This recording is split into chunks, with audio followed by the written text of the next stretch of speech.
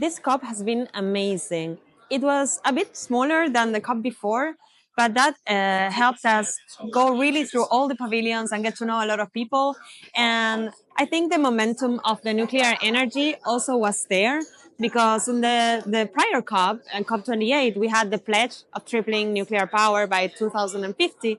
But this time, this COP, 6 more countries joined. So that's amazing news. I think at this COP, we see more and more support slowly about nuclear energy. We hear people talking about clean energy instead of renewable energy, which as much is a big change for us. And I think that is the right path to the right way. This visualization goes to show how much uranium, for example, you need to equal the same number of energy as 3 barrels of oil, 1 ton of coal, and 17,000 cubic feet of natural gas. Looking at the benefits that nuclear has, it's amazing. And not enough people also know about the benefits of nuclear energy. And so for me, it's upon all of us who are in the nuclear space to, as much as possible, communicate the benefits that nuclear has. It's not just about weaponization, it's also about its ability to be used in the energy transition space. And this is the message that we need to send out there to more people. I've always been in favor of utilizing nuclear energy, as I believe it is so low carbon emissions and it emits such a high yield of energy for what it takes up.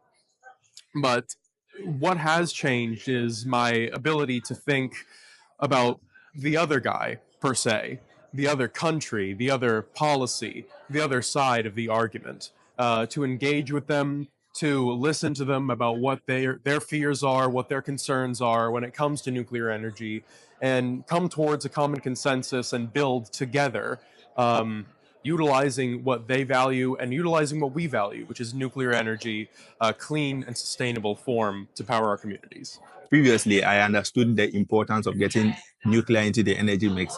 But now, after coming to COP, I realized that it's not just about a feel-good factor. It is a necessity for any country that is looking to really decarbonize its energy systems to go into nuclear energy.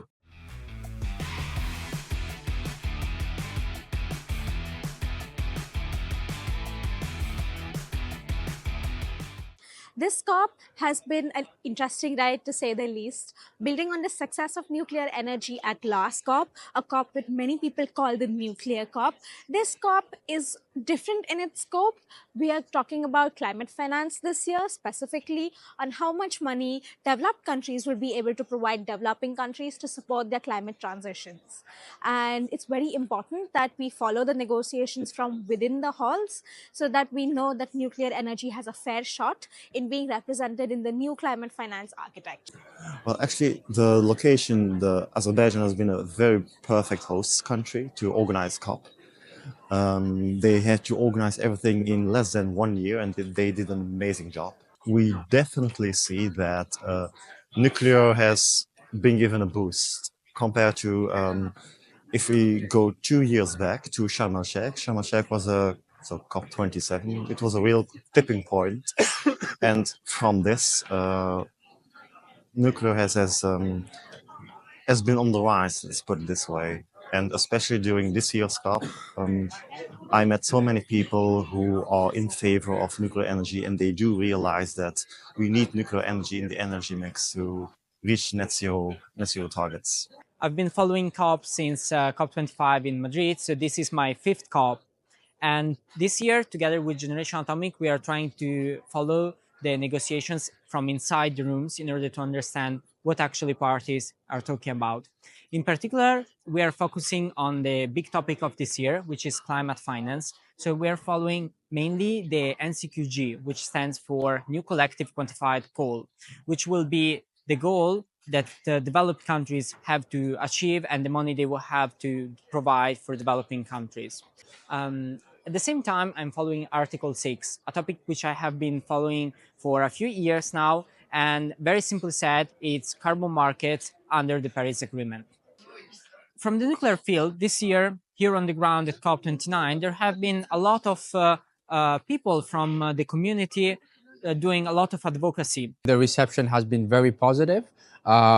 couple of things that I can highlight that shows the positive interaction.